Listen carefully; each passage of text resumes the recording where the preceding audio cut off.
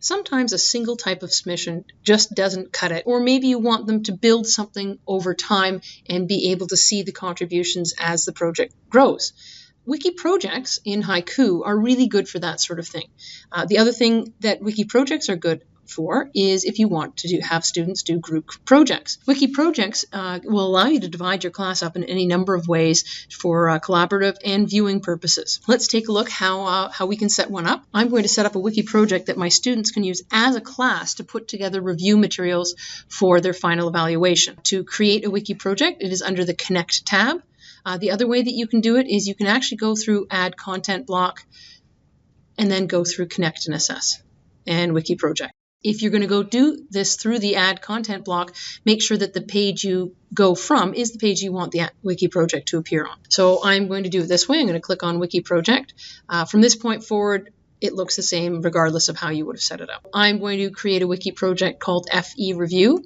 I can put my instructions here, or I can have a link to a file with instructions in this place. This is the key to your collaboration. You get to decide how many people work together. So you can actually have the whole class contribute on the same WikiProject. I think fundamentally the really easy part of a WikiProject for you as the teacher is that it works exactly the same way as any Haiku page does for you. So if you know how to create Haiku pages with basic content blocks, then you are in a position to help your kids do this project.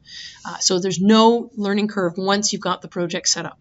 So if you did a class project and it was for, my example, a final evaluation review, so something rather substantial, you could ask each student in the class or pairs of students to each create their own subpage with contents from different units. And then they would be asked to put together documents or put together images or video recordings or audio recordings that would help other people prepare for the exam.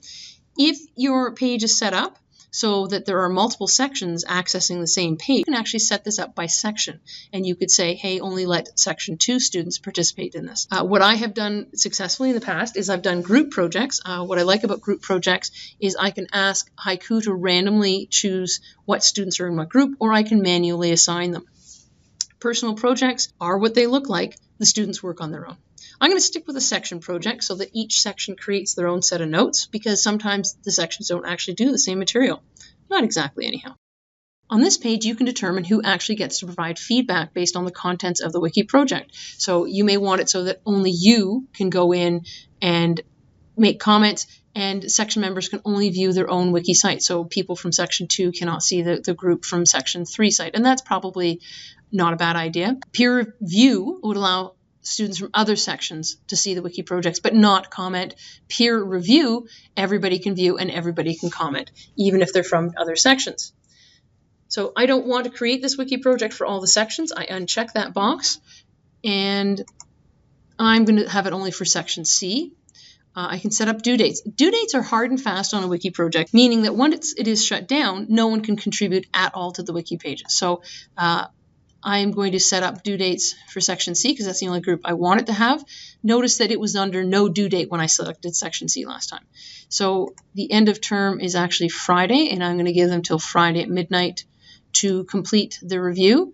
And block placement. When you create a wiki project, there'll actually be a content block that appears on the Haiku page that students can click on to access their project. So if you did set this up in groups, small groups of 3 or 4, when students click on the link for the wiki project, they go directly to their own wiki project, so they can't go and see other people's.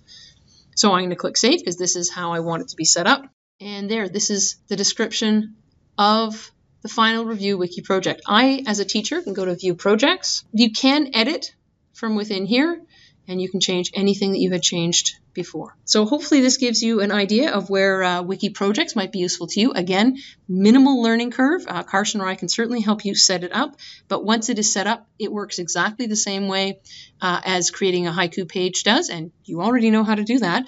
Also, all students going through the grade 9 course have done wiki projects, so they have a certain amount of experience.